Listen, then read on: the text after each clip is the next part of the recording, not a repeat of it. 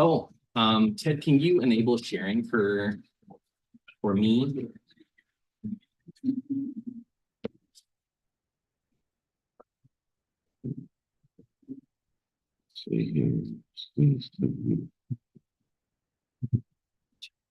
Thank you.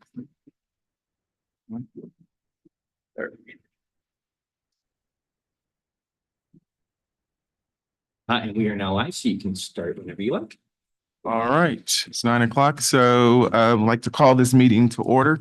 Joint Labor Management Benefit Committee meeting, December 5th.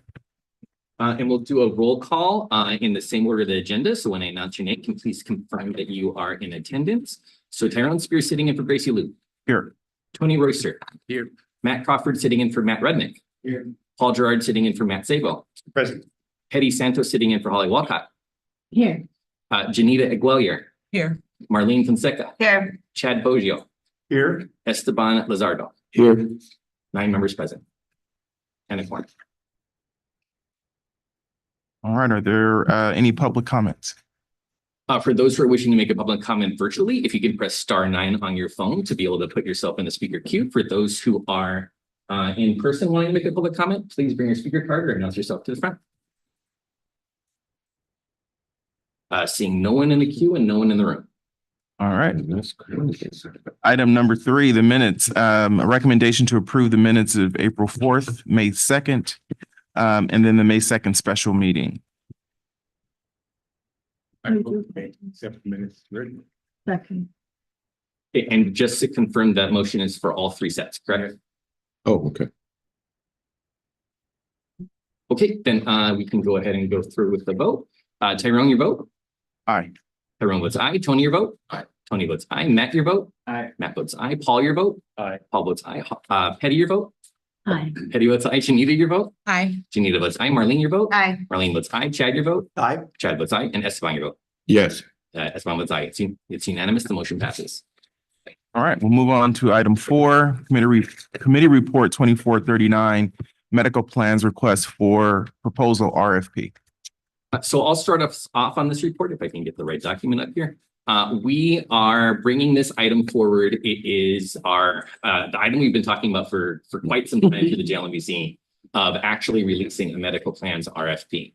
This is a 2-part item. So it would be approving the draft RFP in its current status. It does have more work to do. It is not a final document at this time in the draft.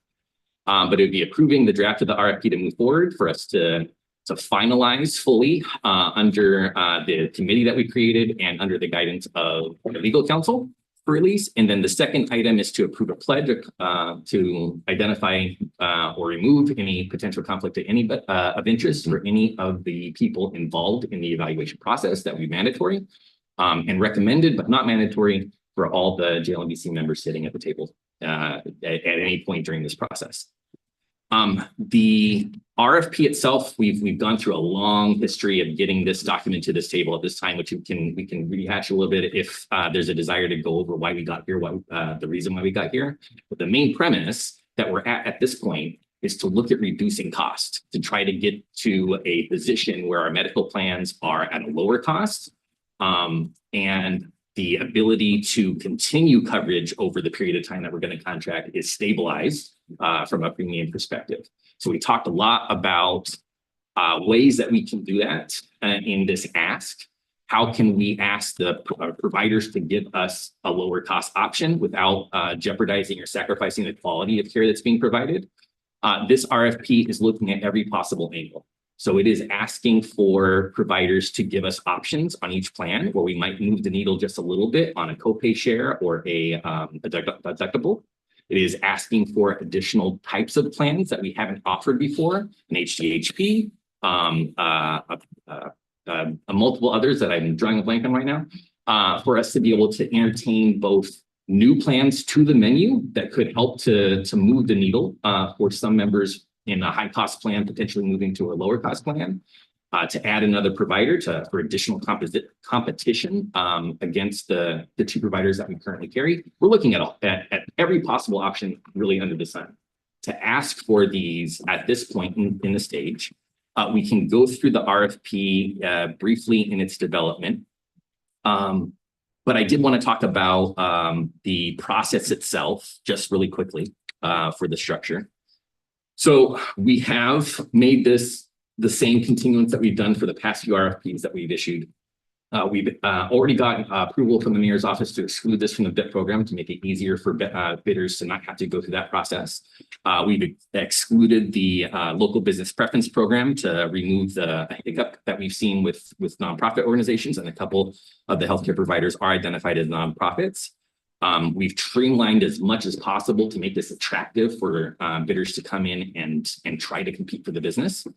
And then in our process, in addition to the things we're asking for, we're reintroducing a BAFO, a best and final process, where we would be telling the bidders that they would have a second round to be able to alter their price.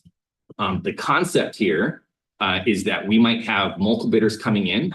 We might have, through this process, also identified that maybe the scope of what they're looking at maybe not have fully understood, or maybe there are errors made in their calculation at the time they submitted the bid. In our process, once the bid is in, the bid is in. We don't allow corrections or changes to your proposal. But this would be the opportunity where they could identify, yep, we actually misunderstood this point. We had a typo or something, and maybe they could move their price to a more attractive price in this second step process. The final price that would be in would be final and would be what we would go off of. In this proposal, we would be bringing the price to the JLMBC at the end of the second step. So you would not know that you would not know the original price that was sent with the bid. You would only find out the final result. We would, though, bring an update to the JLMBC. It's currently planned to be at the May meeting, where we would say we got X number of bidders submitting proposals for these different proposals, and we could give you an idea or a range without disclosing who was identified for which price of where it came at. So we could say the highest price for this plan was in this ballpark, give you an idea of where we landed at without identifying who did what on which bid, to keep it still confidential until we get to the final actual price. We are also saying in this document for all bidders that everything they submit to us through the final stage, through the final price, is going to be something we're going to disclose to the JLMBC. So we're going to talk about that final process once we come to the final step of everything publicly in this forum for this committee to help make a decision. There's nothing that won't be here for you to not make a decision on what to finally select.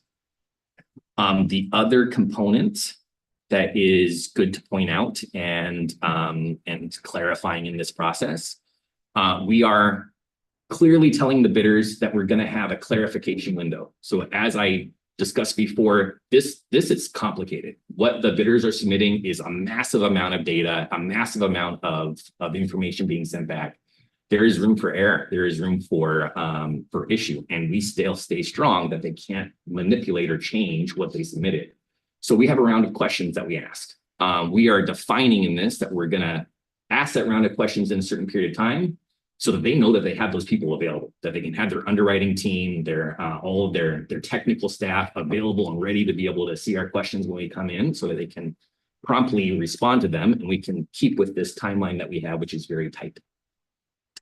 And then we're also, to the point that I said earlier, we're expanding the definition disqualification. So if we have a bidder that submits a bid, and this has happened in the past on different RFPs, where they've said, oh, we don't want to have our price being disclosed publicly because we identified it as being a confidential item or something that's going to impact them in the overall business. We're going to say, if you refuse to disclose your price, we are going to have to disqualify you from concept. So we want to make sure that's clear from the very beginning of how this process works, so we don't have any hiccups later on in the end when we come down to that decision-making process where somebody says, I don't want that information public because it's going to harm my business.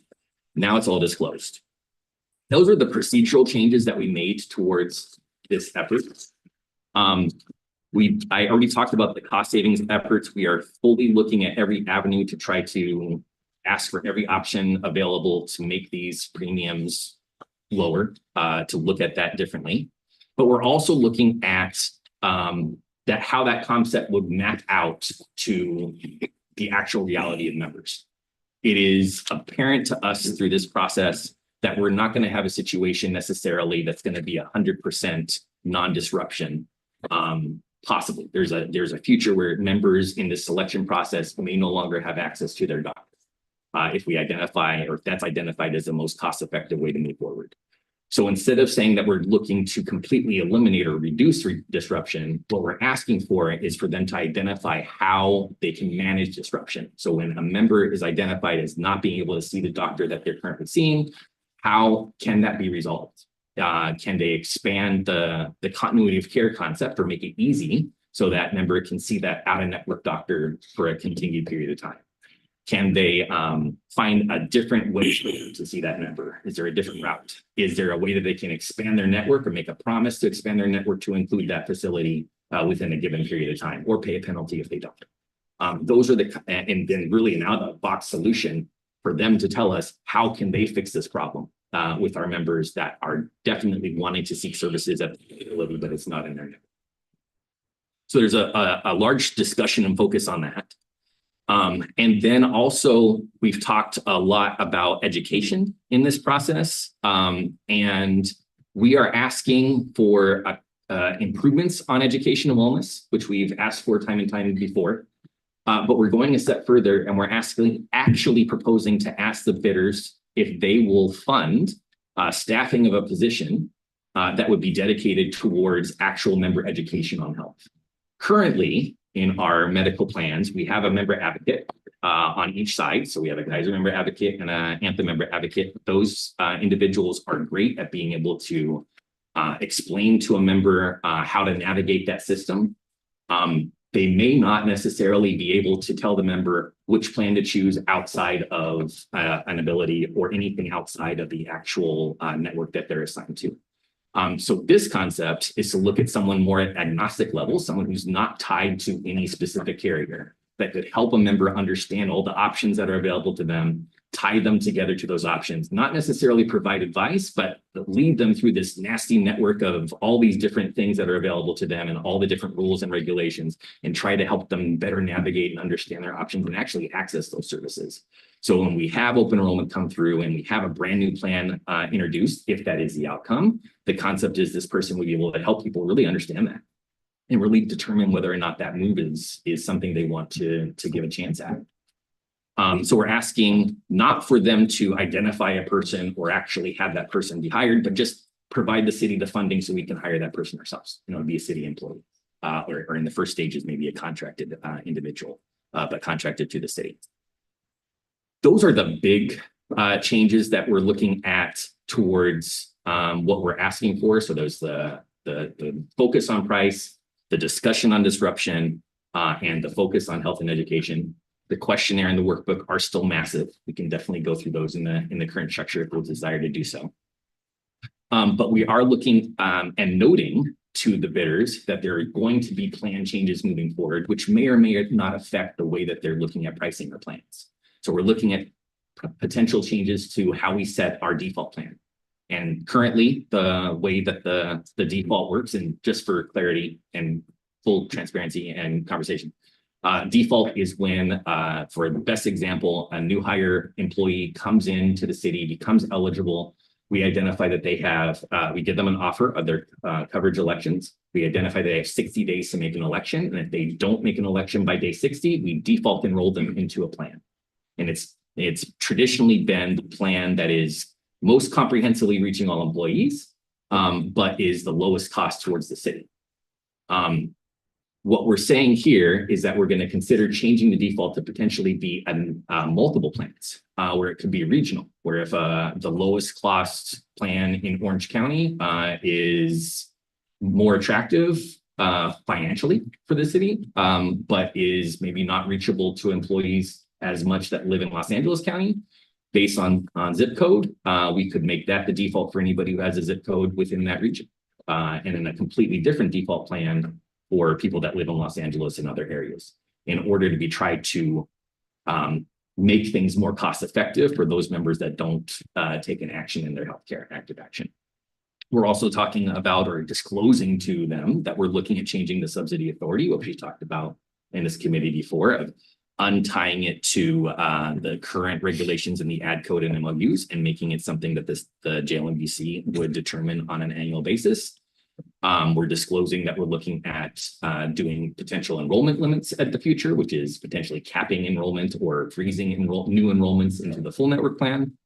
We're talking about potentially changing our cash in lieu, potentially making changes to passive enrollment as we've had it traditionally year to year, and that we're going to be doing a dependent eligibility audit, which may end up removing a number of dependents when we do that. That is the very, very, very high level of everything that's involved in this document. In attachment A, I believe, is the draft RFP. I won't go through it page by page or in detail, but you'll see a number of areas. Most of them are tagged with a highlight of yellow, are places that still need to be filled out. We still have work to do on really defining and shoring up the actual scoring metrics that we're wanting to do.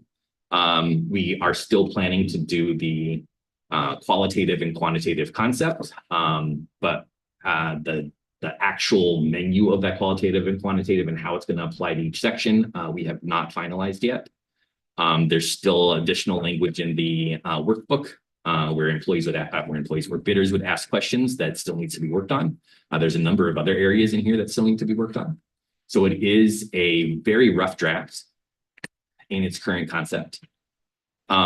But it is strong enough in its structure that its structure and what I just said in how we're proposing it is not expected to change.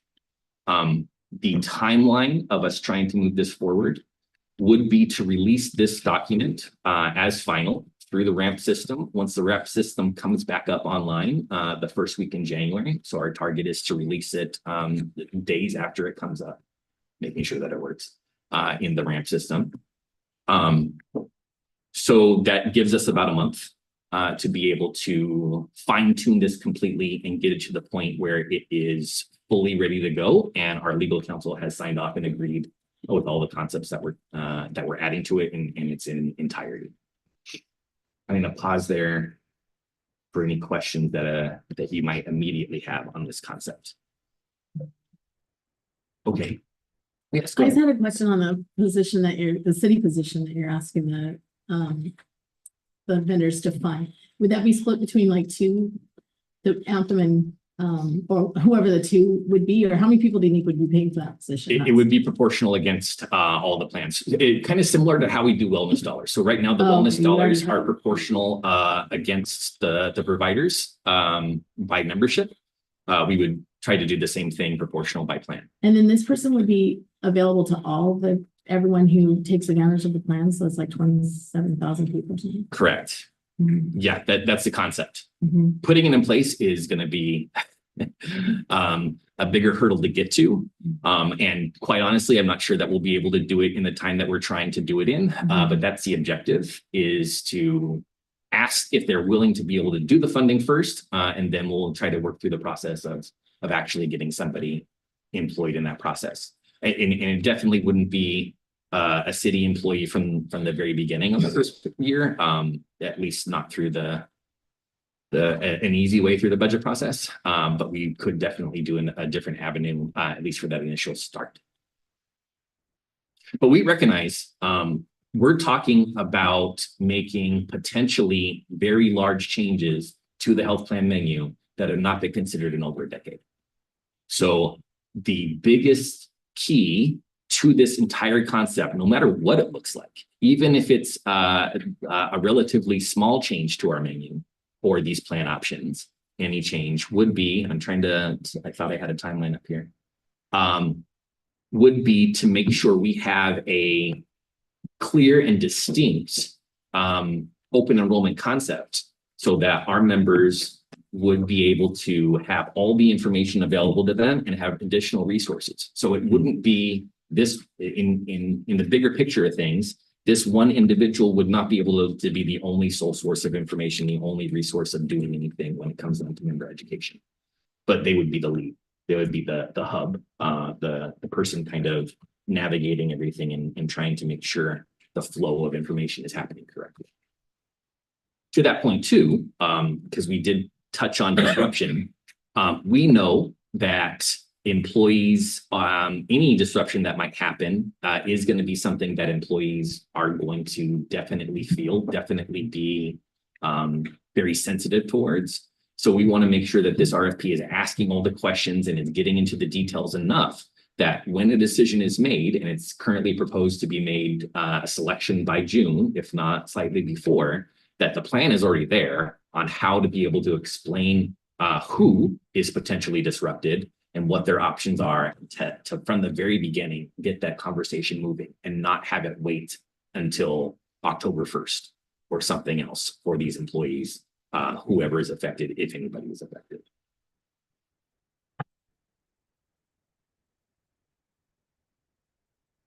So, oh yes, Are we going to see a copy of the draft after all the content to be added is added? And So- before it goes up to ramp? so there's a couple different routes we can go. The recommendation on the table is for the JLMBC to approve it with our ability to change or to finalize everything and then get it published in January without it coming back for a secondary approval.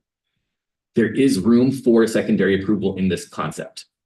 In the later report, though, we are recommending that we cancel the January meeting because it happens the day after the holiday. And so there is a concern that maybe there wouldn't be quorum or an easy way to get quorum for that meeting. If the JLMBC thinks that quorum can definitely happen on that day, we could hold that meeting as planned and then bring that document back for approval. Or we could identify a different day for a meeting if necessary to bring that document back for approval before the targeted release date. Or a third option is, or a definite thing we could do is bring the document back just for an informational item, not for actual approval to this body, either at January or just the next February meeting that is scheduled. So there's some wiggle room, some flexibility there.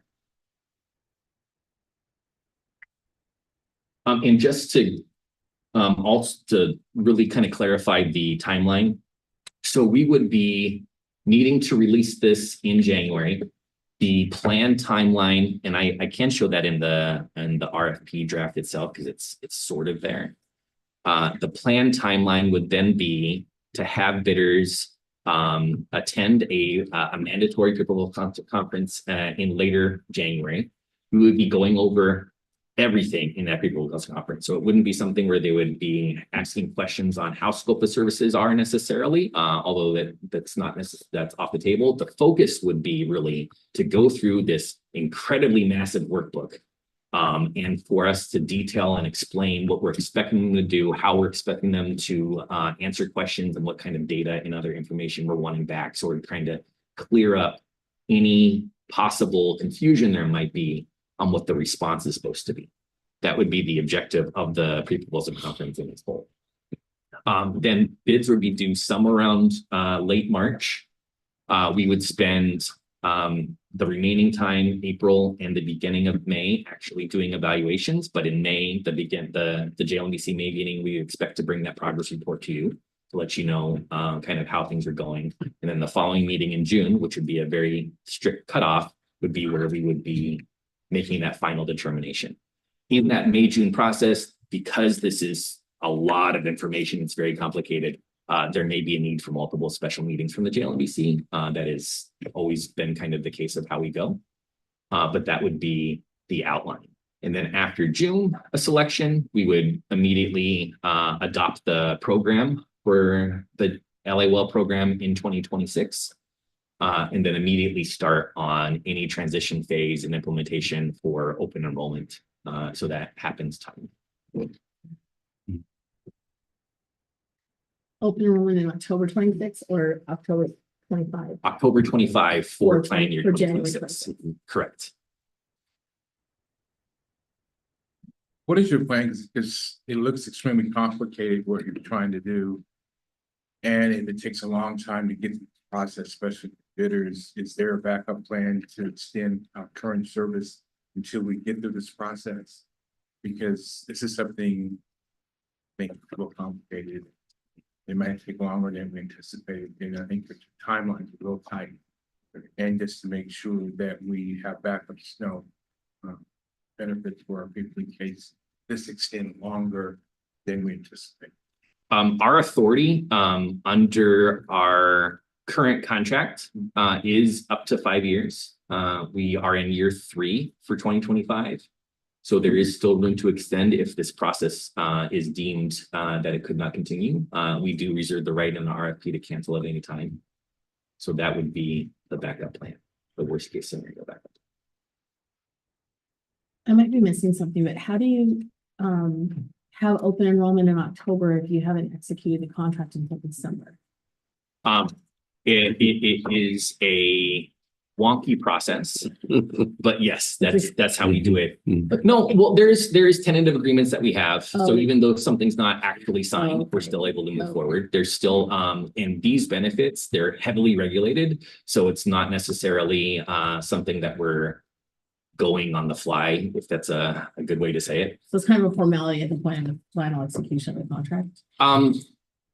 It's a little more than formality, but I would argue like there's a reduced risk in us starting programming and moving forward without a contract. But with these benefits, I'd point out there is not a world, at least that I'm aware of, that our consultants can tell me if I'm not saying something truthful here, where we could have a bidder come in and propose a price for a future date, because it's all based on utilization. It's all based off of the health of our members and how things are going. So we would not have a world that we could entertain, at least I don't think so, where we could go out to bid now in 2025 and get a price point that would be able to be done for 2027. Got it. They wouldn't be able to agree to that. They wouldn't guarantee it. At least, yeah, I'd see nods. So they're all agreeing, yes. So the timeline has to be as tight as it is. Huh? The timeline has to just kind of be as tight as it is. Unfortunately. To make sense for the pricing and everything. There's the way that this massive thing works, there is not another world that we could look at.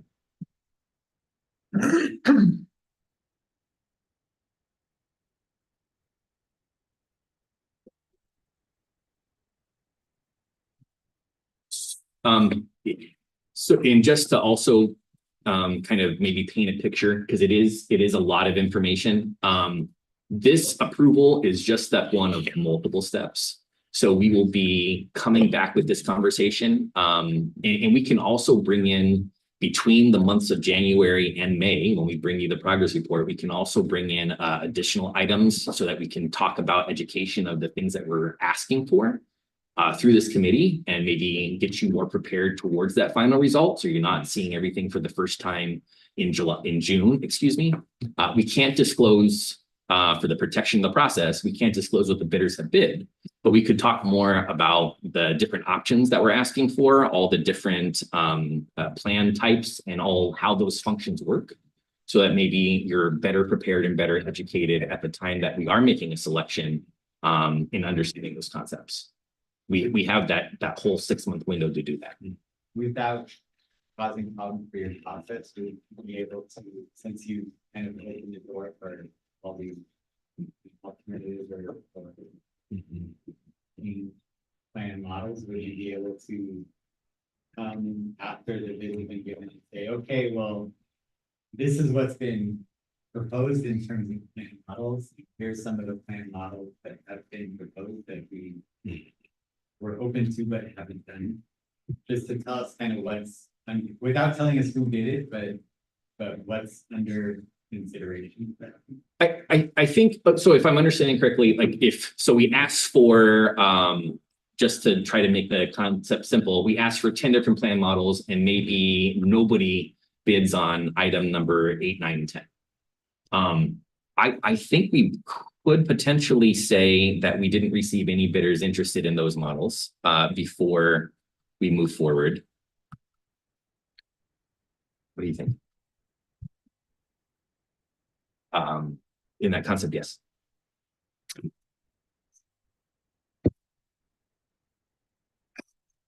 Sorry, I'm Charles Hong, City Attorney. So I think the issue is concerning the status of the RFP at the moment. If the RFP bid is still open bid, meaning it hasn't been closed, and there's some concerns as to the type of information that can be provided to this committee as part of the process. I think we would need to just think about that a little further and to see what information we can provide. Because Once the RFP is closed and you have your set of bids, yes, then you could say, okay, Yeah. we got bids for six of the 10 spots. correct. But close, just to make sure we're all saying the same thing and I'm following fully, close wouldn't be until when it is closed considered after the bids are submitted, Yes. even with our backhoe. Well, it would have, well, no, I mean, the close with being all bids and all proposals are submitted and essentially a quote unquote final.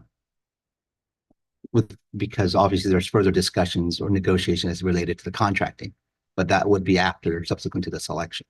But up until that point, to I guess the period in which all quote unquote bids are locked, and until the time in which the selection process is provided by this committee makes the selection, if information can be provided, because during that interim period, bidders will not be permitted, if I'm understanding it correctly, to provide any supplemental information or additional pricing.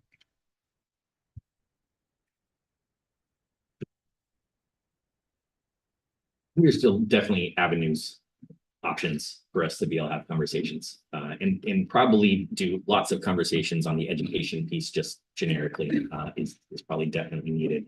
I know it's difficult to understand in the first part when we're talking about some of the things that we brought forth, like a participating contract and pooling points and a bunch of the other items that we've already discussed.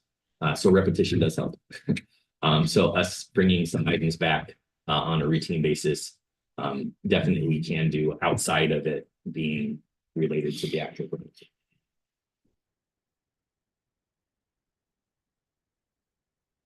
Any other questions immediately or concerns?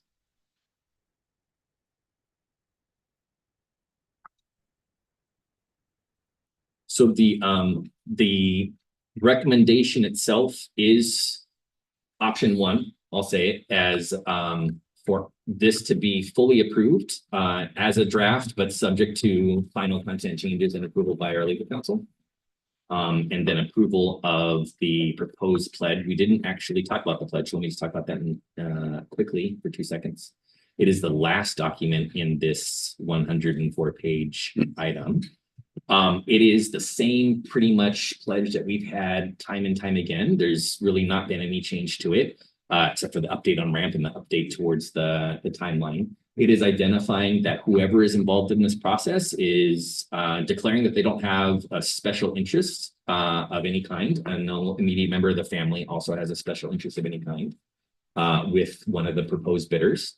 And it's identifying that they'll bring that attention if that does develop over this period of time to staff, to the legal counsel, so that we can discuss if it actually is a conflict of interest.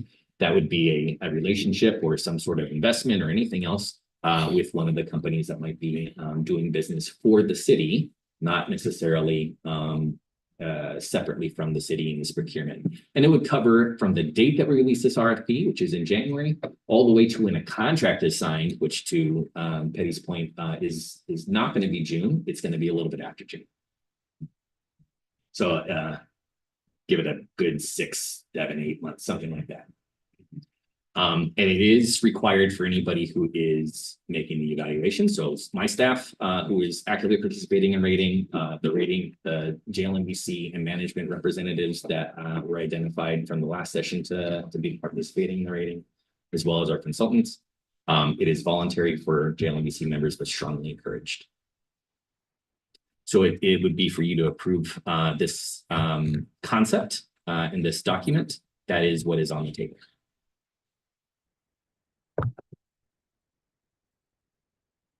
I move we approve option 1. Second. Then we can go ahead and go with a vote. There's no other comments. We'll go in the same order. So Tyrone, your vote. Aye. Tyrone votes aye. Tony, your vote. Aye. Tony votes aye. Matt, your vote. Matt votes aye. Paul, your vote. Aye. Paul votes aye. Petty, your vote. Aye. Petty votes aye. Janita, your vote. Aye. Janita votes aye. Marlene, your vote. I'll vote aye. Marlene votes aye. Chad, your vote. Abstain. Esteban, your vote? Aye. Esteban votes aye. That is 3 members, Lisa, vote your vote, sorry. Aye. Lisa votes aye. That is 4 members, labor and 5 members management. Those are quorum on both sides of ayes. The motion passes. All right, item 5, Committee Report 2440, Employee Benefits Trust Fund Staffing Reimbursements for the fourth quarter fiscal year 23-24. Hello, this is Ted Vasquez, Benefits Analyst in the Employee Benefits Division.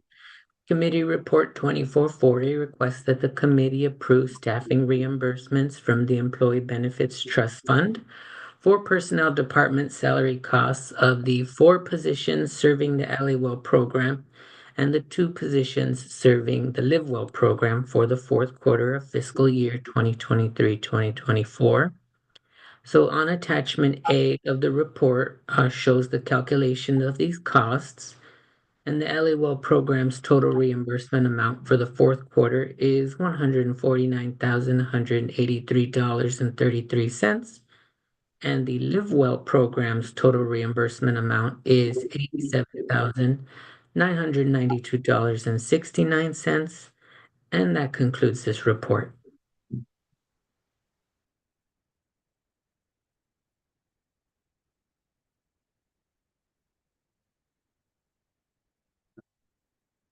Is the indirect rate the same as and this is just probably a silly question, is the indirect rate the same as what's shown here as a special rate? So the indirect to the 82%. So, then maybe I'm sure I understand your question. So we're using a special indirect rate, so it's not on the regular federal indirect rate of the cap. But we are using the 82% rate. Correct. Just making sure that where it says special rate is 82.42, that when you say the direct and indirect costs, you're talking about the special rate. The indirect is 82, correct?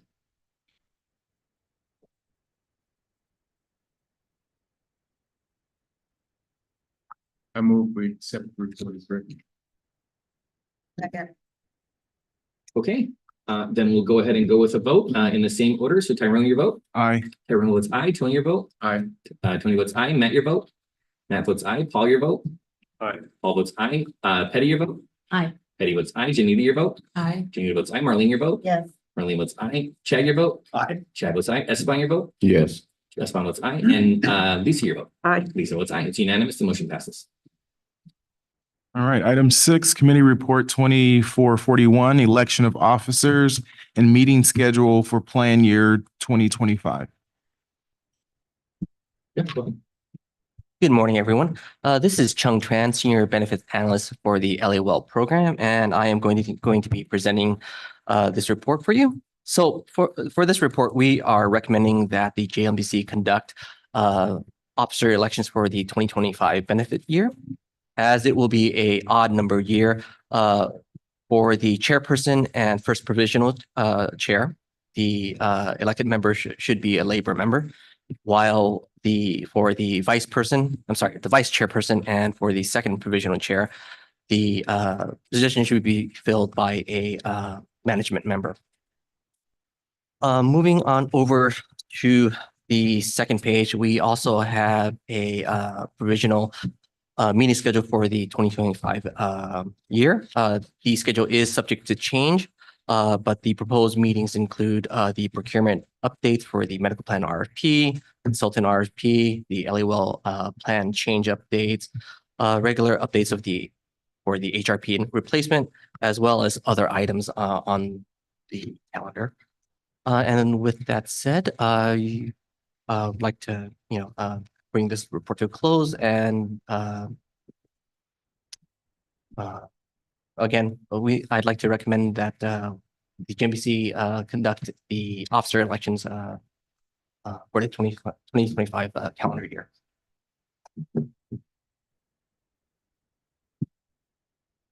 So if you're ready to make elections, we would need someone to make a nomination for each position. Then we can do voting for those positions, either all in one batch, or we can do them one at a time. It is completely up to the JLMBC how you want to continue. But to start off, if you wanted to start off with the chair position, we would need a labor representative nomination for the chair seat for 2025.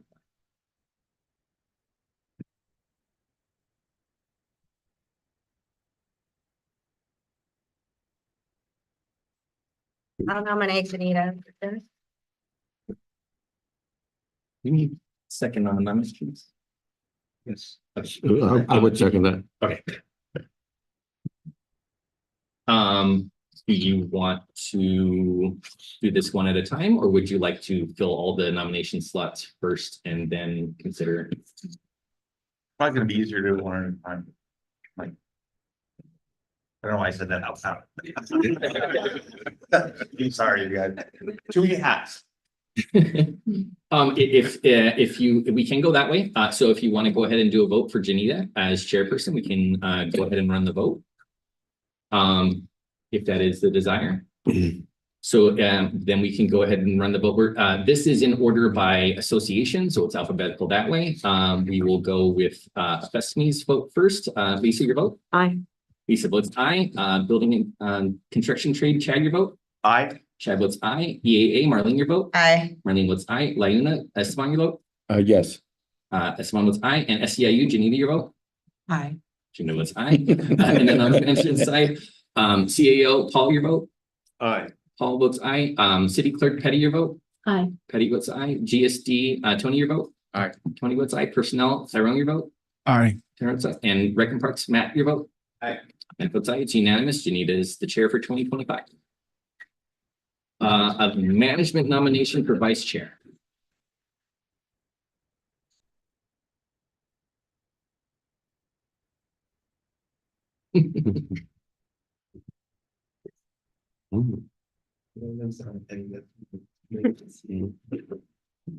What's unfair? So you I know that you guys sell this amongst yourselves here. Even looking at each other.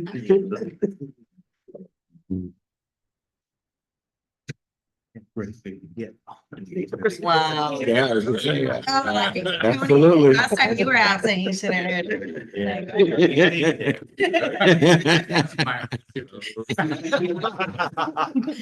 Well, actually. We could. Oh, no, they're looking over here. First idea. See. Because I have so much confidence as the leader of management. Look, if you're not here, that's, you get. nominated. That's true. That's true. I tend to come to these meetings. Right? Yeah, I'm looking at the three. Yeah. Right. Then make it Tony. Let's first do the chair. We nominate Gracie because she should be the personnel GM. Okay. But she won't, right? Well, she's not, I don't even. She won't even be, interim, right? Yeah, she's, No, but whoever fills her slot. yeah, whoever fills the joint. I I second that. I'm sorry, I didn't hear the first. It was for Gracie? Gracie. Okay. Mr. Wister's motion was to nominate Gracie Liu, interim general manager of personnel.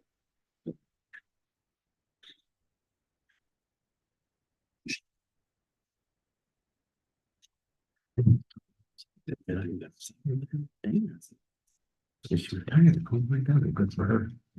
Okay. That's interesting. Yeah, the times. Okay.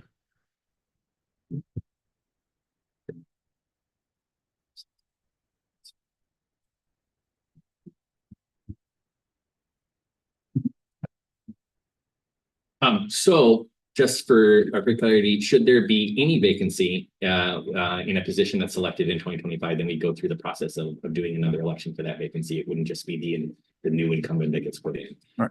Which could happen for anybody. That may be for this position. Okay. So true. So He's happy. We can still do it. That's the bloomer.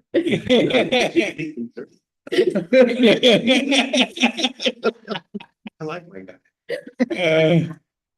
You should deal with him later, Tony. Deal with him later.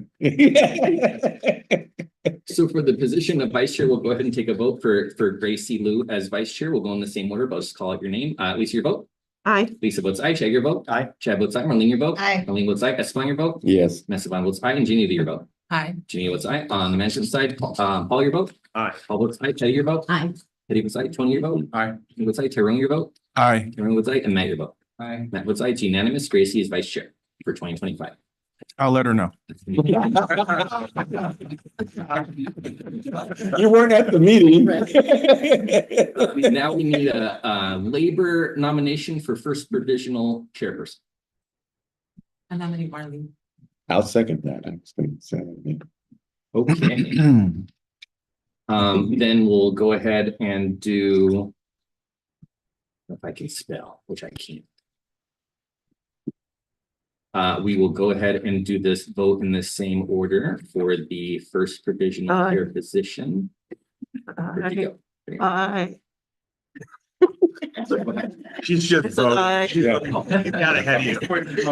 Expediting the process. Chad, your vote? Aye. Chad votes aye. Marlene, your vote? Aye. Marlene votes aye. Esteban, your vote? Yes. Esteban's aye. Janita, your vote? Aye. Janita votes aye. Paul, your vote? Aye. Paul votes aye. Tony, your vote? Teddy votes aye. Tony, your vote? Aye. Tony votes aye. Tyrone, your vote? Aye. Tyrone votes aye. And Matt, your vote? Aye. Matt votes aye. Last position. Management position or management nomination for second provisional chairperson. Mhm. Sorry. We have never had this person actually sit in the position of doing something in the meeting just for. Trying to encourage people. I think he's looking at you, Tony, but I'm not gonna say anything. I'll take. I nominate Tony Royce. Yeah. That's right. I know. Way to market. I know, exactly. Probably not. But we'll get you a parking system. Okay, Lisa, your vote. Aye. Lisa votes aye. Chad, your vote? Aye. Chad votes aye. Marlene, your vote? Aye. Marlene votes aye. Esteban, your vote? Yes. Esteban votes aye. Janita, your vote? Aye. Janita votes aye. Paul, your vote? Enthusiastically aye. Enthusiastic aye. Teddy, your vote? Aye. Teddy votes aye. Tony, your vote? Aye. Tony votes aye. Tyrone, your vote? Aye. Tyrone votes aye. And Matt, your vote? Aye. Matt votes aye. It's unanimous. We now have a full elected body for 2025. Congratulations.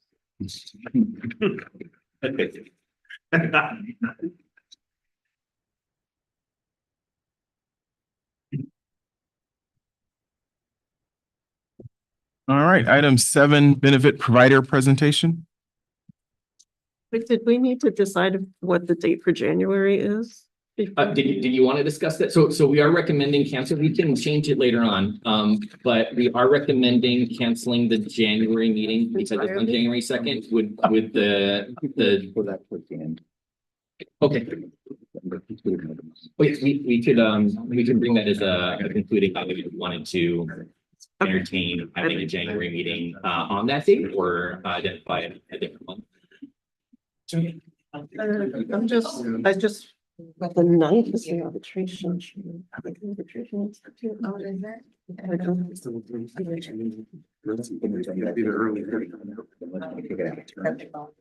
Oh. I got you. I'm Terry Graff from Keenan, and I'm just here to introduce a couple of women from the Standard. We've got Jennifer Queen and Kari Dobson, who are going to give kind of a high-level overview of the relationship with the Standard and the city, as well as claims, all the life and disability claims. So.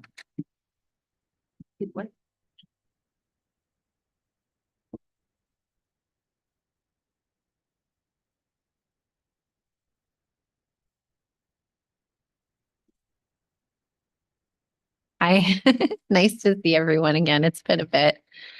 So on our agenda today, we have a summary of the plan performance over the last year, as well as milestone history of the plans in general, participation over the last couple years, and then we'll look at life claims and disability claims from a financial and claim utilization standpoint. Oh, What? sorry. Thanks, Paul. Okay, so just kind of a reminder of the products currently offered with Standard. We provide a basic life and disability benefit. There are buy-ups available under all plans. So you can purchase supplemental life or voluntary AD&D, and there's also a buy-up available on the disability coverage. The financial experience of the last couple years. So the reason we go back a couple years is when we evaluate it for new pricing at renewal time. We look over the several recent years to help determine pricing for the future. And looking at the relevant data on the life plan, the basic life plan is running at about 152%. This is the formula of claims versus premium. And we want to see it below 100% to also account for retention and premium, essentially. So the basic life looks high. It's not concerning given the overall premium is very low, and you'll see that demonstrated later. The supplemental plan is running, I would say, pretty much near target, maybe a little more favorable at 75%. And that's where the majority of the premium sits. So that's good from a life claim experience standpoint. Combining those together, the plan is sitting at 84% across all lines. The last bullet speaks to the disability experience, which is also running at target or slightly better. So the STD is at 68%. So again, claims versus premium, and LTD at 70. LTD is almost right on target. And then the STD is running slightly better. We have seen this. I think some of you may recall that during COVID, we saw improvement in STD. Just behaviors that were going on, less people on the road. We saw kind of some things come out from that. We did do some rate reductions based on that, and then the plan is still continuing to run well. Next slide, please. So from a claim standpoint and just the type of claims we see, and this has been very typical for a long time, we see cancer, circulatory, and accident claims being highest in incidence and liability for life insurance. And then disability, we also see accident claims being quite high. In disability, musculoskeletal claims become very present, and maternity on STD. Compared to market, this is pretty in line with the benchmarks. The one thing that we do see runs a little bit high and has historically for the city are mental claims. So history with the standard. So the life plan and the disability plans have been with standard since 1998. The life coverage and AD&D coverage were later added. And then in more recent history, we've done some changes. I would say 2018 on, we were able to implement quite a few data feed type items and data enhancements. And so there's been a lot of activity over the recent years. We also added an on-site account specialist and automated several processes, including the evidence of insurability experience. In 2025, the life coverage is terminating with standard and moving to a different carrier. So that was the most recent milestone noted. This slide shows plan participation in both the voluntary life and disability plans over the last 5 years. Life participation has always been strong, and it's pretty steady. And I think this speaks to the benefits that are in place at the basic level and so forth, but good participation there. We have seen low participation historically on the disability plans. It's noted in the box at the bottom. We definitely think this is plan design driven. The buy-up is pretty rich, and the cost reflects that. Standard has proposed open enrollments in the past and is something we definitely consider in the future. But we do recommend some plan design adjustment around the disability. So looking at life claims experience, again, we're looking at that past 5-year period as it's most relevant. So the blue bar is total claims. So that's incidence level and how many claims we're seeing by year. Total claims paid is the green line, and paid premium is the orange line. So again, we're wanting to see that green bar come in under the orange bar to account for the retention and expenses on the plan. So this reflects that it's running pretty well and has over the last 5 years. 2024 obviously is not a complete year, and we do see lag in these claims. So that's why you're seeing the current bar a little low. We do expect current years to increase. So life reserves, this is something that I count as part of the ultimate formula for rating. And what we're looking out for here is claims that we know have been incurred but have not been reported. You see the acronym IBNR at the bottom, and that stands for incurred but not reported. This is common with life and disability claims, is there's a lag built into them. So this is an actuarial accounting of that. And this shows the reserves over the last 5 years. Really what we look at here is the change in beginning and ending reserves year to year to include in the formula to properly rate the plan. And it's been pretty steady. You can see that waiver reserve line that speaks to the life waiver premium benefit. Historically, this has only been on class 3, so it's a very low amount. Looking by product type, so we talked about this a little bit earlier. These pies show different things. On the left is incidence, so this is your claim count, and we're seeing the majority of the claims on the life plan, the basic life plan, employer paid. But the liability really sits on that additional life, and that's just the difference of how much coverage is on that plan versus the other. There's also some additional information included about dependent benefits, which are a pretty small overall portion of the liability and incidence.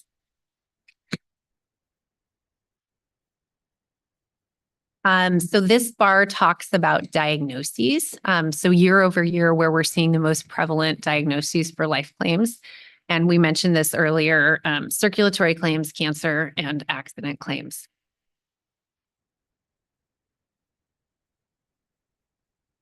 All right, onto the disability piece. So we'll have similar graphs here. So again, like the life slide, this shows your claim count is the wide blue bar. So incidents per year. So around the ballpark of 300 plus claims per year is what we see.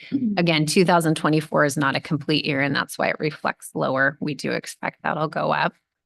Benefits paid in premium. So that gap line is about what we'd expect to see. And what sits between those is the cost to run the plan and the premium. So we want to see claims come in at a lower amount than the overall premium. So just looking at this visually, I like this visual because it shows a well-running plan. Open and closed claims by year. So this shows basically what's happening with the current claims. So it makes sense because there's 180 day maximum benefit period for all the claims. So anything that was incurred in 2023 is going to be closed at this point.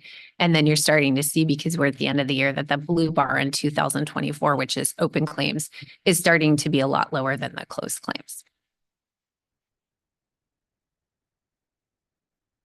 So another diagnoses graph. Thank you for making that bigger. So benefits paid by diagnosis on the left-hand side. So again, just kind of showing where that diagnosis falls for disability claims and short-term disability in particular here. So musculoskeletal being by far the most common, mental and maternity next. These are pretty common for public administration, cities, counties, et cetera. That one thing, again, we see is a little bit higher mental usage than against our rest of our public sector block. So reasons for claim closure, I would say these are good reasons, things we'd like to see. People are recovering is the number one. End of benefit period, not uncommon in the second one. Return to work is always a really great thing to see. And we've always felt with the city, there's a strong accommodations program here, and that's definitely reflected in the data. All right, so the long-term disability benefits now. So again, similar looking graphs and again, well-running plan. We do see a lag here in the 2024 data. So those numbers will rise, but overall the plan has been running pretty steady. Another reserve graph. So you didn't see one with short-term disability because reserves aren't applicable in the actuarial formulas. With long-term disability and life insurance, those claims, long-term disability in particular, claims can be paid for decades. So we need to reserve out to make sure that those are accounted for. And this again, just shows the change in reserves that we see. The waiver here is a little bit higher, or the open claim reserves, which absolutely makes sense. The life one is very low again, because it only applies to class 3. So this just kind of completes the formula for showing our claims dollars.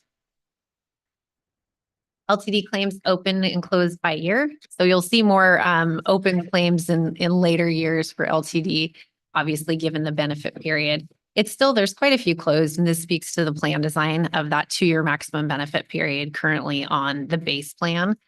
So a lot of people have a maximum of 2 years for long-term disability benefits.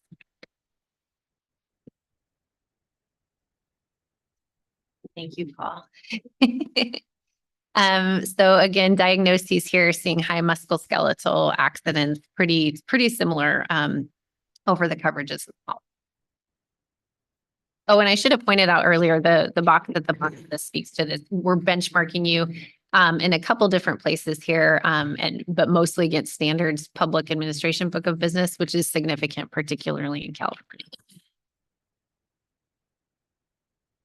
Okay, LTD claim closures. So typically we wouldn't want to see with an LTD plan, the end of benefit period is your number one reason for claim closure. It's completely because of the plan design in this case. So it looks a little bit odd, but again, it's that 2-year benefit period. There's a lot of long-term claims that are going to need to be paid past that period, but this is closing because contractually people who purchase the base or have the base only have benefits through that time. The rest are great to see return to work, people recovering. So in the appendix, we just lay out kind of usage by department. I would say STD and LTD are there, and they're very in line with previous years. So that's there just to reference if you need it. And that's pretty much it. Are there any questions that you have about any of the data or anything else today? If the department's not listed, does that mean their claims are under the minimum standard? Right, or they just weren't in the top. Yeah. Anything else? All right. Well, thank you for having us. Have a happy holiday, everybody.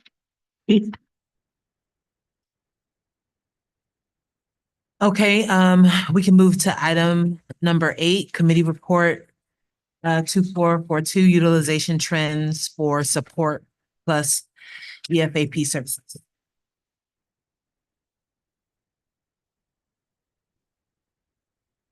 Good morning. My name is Brianna.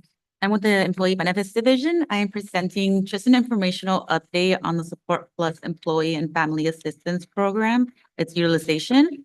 The report provides an overview of the trainings and critical incident responses. The Employee and Family Program is administered by Optum, and they offer over 100 training sessions on topics like leadership, diversity, and stress management, presented either on-site or virtually. Departments select the topics based on their needs, and they either send a request to us online or via email. Departments are also offered critical incident response services for support during workplace trauma, such as violent incidents or deaths.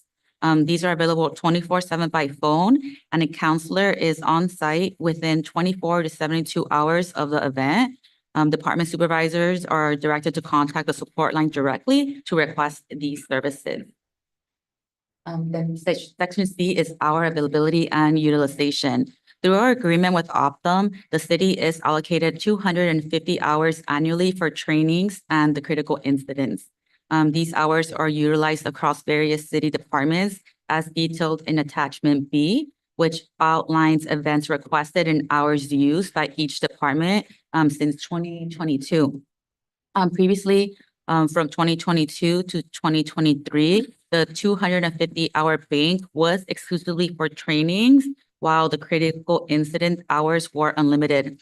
However, starting this year, following the latest procurement cycle, Optum stipulated that critical incident hours would also count towards the annual bank. Despite this adjustment, the city is on track to have unused hours by the end of this year and has never surpassed the allowance. Departments begin the year with an allowance of up to 10 hours each, and they are able to request additional hours if needed. Promotional efforts, section B. To increase awareness and utilization, we send a quarterly email to each department HR contact with the training catalog, letting them know about new training sessions that are being offered and instructions on how to schedule.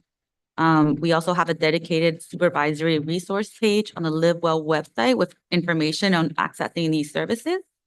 And per department request, we will meet and discuss the current department needs and which trainings will best suit them. Section E is department utilization. Training hours being used has been growing. It started with training 76 hours in 2022, 125 hours in 2023, and 70 hours as of October of this year. Requests for critical incidents have also been increasing 52 hours in 2022, up to 108 hours in 2023, and 73 hours in October. The departments that request these trainings haven't been consistent. In 2023, the Office of Finance led the training hour usage. And then in 2024, Street Services and the Mayor's Office took the lead. But if you check the report, I included a list of all the departments that have requested training since 2021. The most requested topic. Lastly, we could see the most requested topics for both EFAP trainings and the critical incidents. For the EFAP trainings, Get the Best of Stress has consistently been the most popular topic, requested 14 times across 3 years. Other frequently requested sessions include Understand and Embrace Diversity, How to Be an Effective Workplace Leader, and How to Manage People Effectively. On the critical incident side, grief and death of an employee has been the most frequently utilized service, with 24 sessions held since 2022. This is followed by workplace trauma and community violence. This concludes my presentation. If there's any questions. Ask a question about gatekeeping of the critical incident. Like what is who can ask for critical incident response? All the supervisors request these trainings directly. We don't limit their usage. So if it does go over the hours, we wouldn't stop it. Okay, so the actual critical incidents when they come in, not the virtual trainings, but the ones where they actually come to the site. So Any supervisor? Yeah, so supervisors are directed to call the line, and then they request a counselor to be on site. It doesn't go through us to approve. And it doesn't, okay. Is that correct? Yeah, completely correct. Yeah, anybody can call the line. So even though departments are given certain numbers of hours, a supervisor at any level could Correct. use those hours? Correct. Oh. For that particular item, just for the critical incident, right? So we are dependent on the HR staff of passing that information down and making sure those supervisors know that they have this ability to make that phone call. But yes. And when you call the number, and correct me, Brianna, you call the number, which is the same number that we have advertised for employees to call, but you just press a different number for a manager supervisor. And then through that route is where you request the critical incident. Okay. Thanks. The EAP training, is that just an overview of the program? Where it says the EAP training has record type?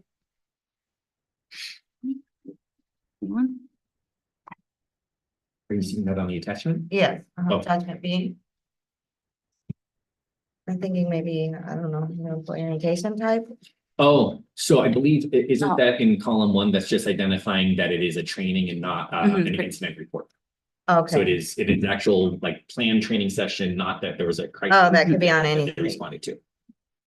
And when they're web trainings like that, does that mean that they're just available to the employees, or are they usually like mandatory? They're scheduled via Zoom. It's up to the department to decide whether or not they want to make it mandatory or not. And if they do request us to provide attendance and all the people who registered. But we don't have that here, like the number of folks who attended. No, we didn't put that in the report. It does vary. Usually like the minimum is around 20 people, and we've seen up to 200 people in session.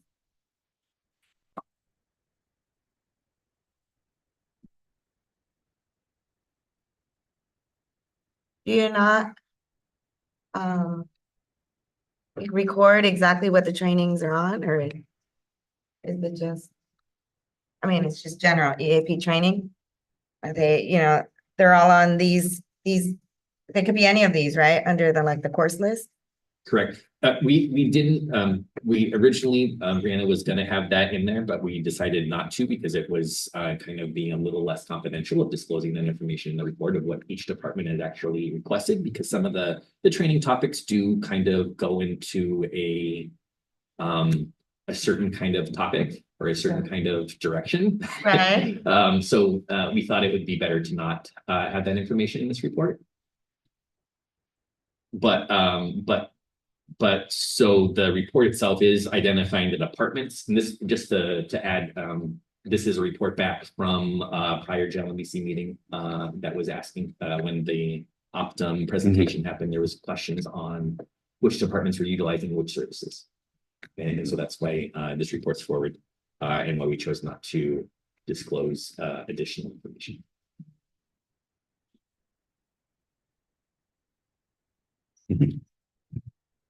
No more questions.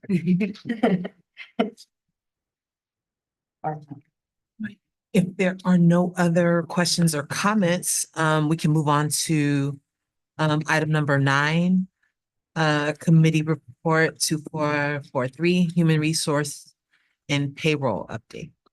So this one is our regular item that we bring forth every meeting. It is a very quick update. What we talked about last meeting is that we are on track to be able to end our temporary eligibility hours. We are still on track to do that. We are sending out letters actually this week to people that were identified as not meeting eligible hours in the last pay period that's processed for November, but we are not going to bill them because the rule is still suspended. So we identified, it's in this report, I just can't find it, 400 something people, 403 employees that we did not send a bill. Instead, we're going to send them a letter saying that if this continues in January, you're going to get a bill. The enforcement will take place starting with the January 8th paycheck. So this also gives those employees an opportunity, if they were able to return to work or wanting to return to work or changing their schedule to whatever the issue is, they have time to do so before they would experience a bill. But that is the status that we're in. So we'll be doing that for each pay period moving forward. We still have, this was the paycheck that just happened on the 20th, whatever date it was of November. Thank you. We'll be doing that again for anybody that we don't bill but doesn't meet hours for the 2 paychecks in December as well. There's nothing. Oh yeah, go ahead. Just a quick question. I noticed that it went from 350 to 403, which is not a big deal. And I was trying to remember because you had given us, is that just a normal fluctuation or is it trending in that direction? From what it is a normal fluctuation. Okay, yeah, so I figured. We see that it varies from pay period to pay period. It's not a concerning, even though it does look like a much larger number, it's not really concerning. It wasn't that true. And I remember we had talked about sort of a static number that seems to happen, and it's around that. I apologize. I could have gone back and checked the prior, quick reports and probably figured it out. But anyways, thank you. Of those 403, do we know how many are actually eligible versus not eligible? Any idea? What do you mean by eligible? So all of these employees would be people that are in benefits right now and are eligible to continue benefits. They're just not eligible to have the subsidy in theory. Okay, so either they're on they are on like an unpaid leave of absence or they're receiving an emergency check. Correct. Yeah. And I would take out the emergency check portion as a large percentage. It would be extremely small. Meaning only a small percentage are receiving emergency checks? From what we're seeing, it's declining. It's not, although the retros and other actions that have happened are kind of creating more emergency checks, but the actual process of people not completing their payroll and not doing their time as a result of emergency check is going down. I think is maybe the easiest way to say it from what we're seeing. Granted, everything is fluctuating and changing, and there's always chances that this system has another hiccup. But this 403 number would not include anybody in any protected status. So it wouldn't include people on FMLA. It wouldn't include people in our benefit protection program. It would only be those who are on. So then I guess the question is, do we have any idea of how many of these 403 are on unpaid leaves and wouldn't be receiving benefit? all of these, if this was the same exact number that happens in January, all of these people would have the ability to continue benefits if they wanted to If pay they the paid. full premium. Sure. Correct. Subsidized benefits. Yeah, none of them, and it would be case by case, or not case by case, pay period by pay period. Because they fluctuate. Because in the stronger majority of this population really is some of the halftime employees that for whatever reason kind of change their schedule and work heavier at one point of the year and then run out of hours. I guess it's the emergency check people we're asking. And the emergency, and just to make a point too, it is concerning that an emergency check person would show up in this group that is technically fixable because they would have, in theory, the hours that are required, they just wouldn't be in our data. So when we send them bill, they can say, hey, why did I get this? I had hours, and we can be able to fix it manually. It's just not going to be a nice experience. So I guess I ask mostly because it's recently come to our attention that folks are still getting full emergency checks. And have been for multiple months or multiple paychecks, right? So when that happens, and you know that we have a dental in lieu of city dental, right? So the employees can opt out of yours and opt into ours. But if we don't know they're getting these emergency checks and we're not getting their deductions, and there's no special code in these new reports to tell us that, then they are in danger of losing their benefits through us because we're unaware and they're just showing as no longer active employees. Right. So, yeah. So I don't know if I will reach out if something like that comes our way and someone gets canceled. We shouldn't have been. Right. No, yes, definitely. I think this is all going to be something that we're going to need to, moving forward, try to fluctuate and make adjustments and make corrections where we can when we find things. It's not going to be. Yeah, at some point, yeah, we may need a list or something like that compared. There's nothing really else in this report except for confirming what we talked about before, at least with our changes to data records did move forward. So we are having it's fully moved on. So we're focused now on looking at the file feed and making sure that there's other changes that we can start looking at and getting that as a smoother process. But we can continue to bring updates on a monthly basis, but if there's nothing to discuss or if there's no update, then we can skip a report as well. Any other questions? Okay, if there's no other questions, then we'll go to item number 10, committee report 2444, projects and activities. Good morning again, everyone. So for this project and activity report, this covers the period from August through November of 2024. So first up on page 1 and 2, we have a number of informational updates regarding Anthem and Kaiser. So first up on page 1, Anthem in August had advised us that Carillon RX will no longer be part of the Anthem base network. Impact is expected to be minimal. Based upon statistics that was provided, only about 11 city members were affected by this change. And the base network still, through the base network, members still have access to over 62,000 participating pharmacies nationwide. Okay. I'm going to skip around a bit. On page 1 and 2, there is a network agreement with HCA Healthcare and Providence St. Joseph Health. Both of these contracts were due to expire, but both of those contracts were also successfully renegotiated. So they have new contract agreements that has been approved by both parties. So, there should be no member effect since those contracts have now been approved. However, for Greater Newport Physician or GNP, in this case, the provider had advised Anthem that they were eliminating their pediatric services. sorry. So GNP had advised Anthem that they were removing their pediatric services. This will affect 86 members, as this was driven by the provider. GNP is working with the affected pediatricians to assist members in finding new medical group or IPA affiliations, to enroll into. Then moving down on page 2 to Kaiser. In October, Kaiser had advised the city that they had received a open-ended work stoppage notice from the National Union of Healthcare Workers. Currently, this strike, the strike occurred on October 21st, and as of this report is still ongoing.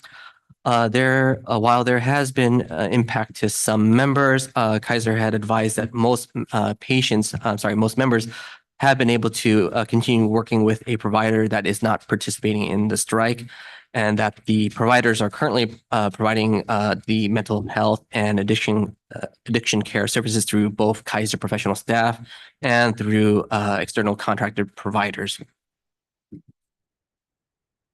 Okay, and then moving down to bottom of page 2, we have a number of updates for OE. So in November, once the open enrollment period closed, we do have a correction window we had a correction window through November 22nd for members to follow up on once they receive their open enrollment confirmation statements. They can contact us to make a correction if there was an error, or they can also make one last change to their benefits if they so desired. So this period was their opportunity to do so. Following that, we also continued to reach out to a number of targeted groups. So there were 2 groups that we reached out to in November. The first was the members who were expected to receive a significant cost change due to the life insurance. Who were expected to receive a significant cost change on their life insurance due to the removal of the benefit age reduction factor. We sent out paper letters and emails were available to this group of members. These group of members also had until November 22nd to make a change to their life insurance if they so desired.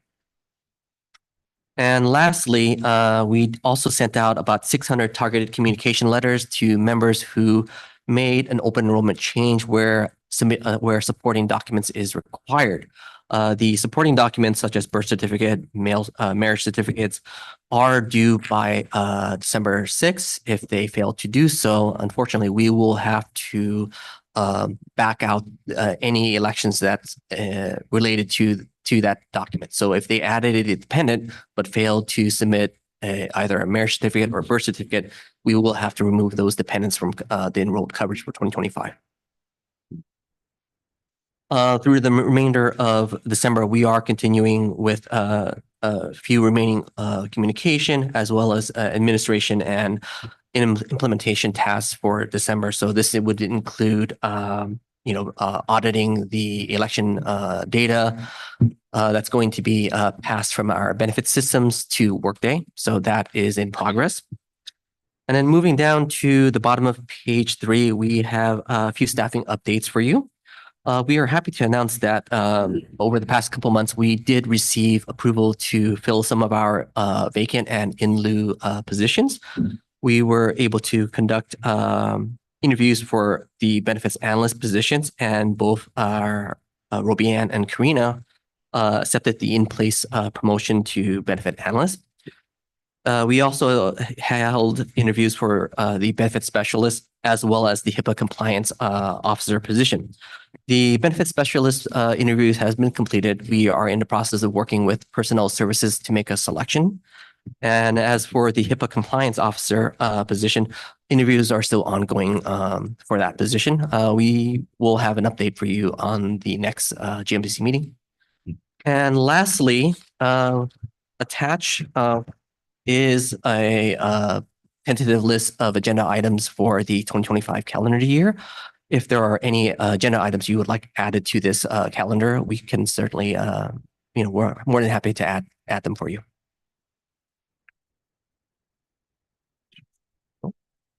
have a question. Certainly. And only because you mentioned it in your report, so I believe it's a relevant question. The 800 folks or so that had a high increase in their life insurance for being passive during open enrollment. Mhm. You sent them those targeted emails. Did you see what was the outcome of that? Did it reduce by half, by a portion, 0? We would need to do a follow-up to see if there's any changes. We noticed that there were a large number of members who kept it as is. There were also a few members we saw who did make a change. But for actual statistics, we would need to run reports and do a comparison as of, from the time that open enrollment ended and now to see if there has been any life insurance changes between the two dates.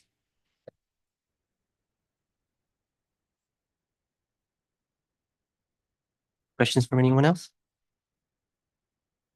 I just want a red flag for the January date to be determined. Can we please not make it the 9th because the Labor Arbitration Institute's that day? And Would the JLMBC want to hold the January 2nd, the day after the holiday? No, I didn't think so. So yeah, we can. Go ahead. We can, Actually, we're not gonna hold because the COP one is scheduled that day. The commuter one. on the second. On the 9th, I'm On saying the this 9th. with respect to her question. Sorry. Oh, no, gotcha. We can try to reach out individually with some options on dates to see where a forum could be held for a meeting date. Yeah, it's a special.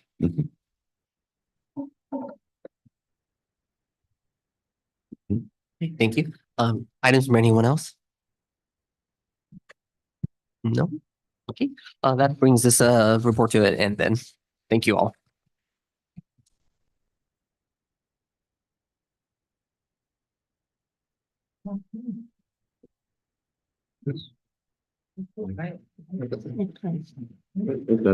yeah, we went through all the book with her. Yeah,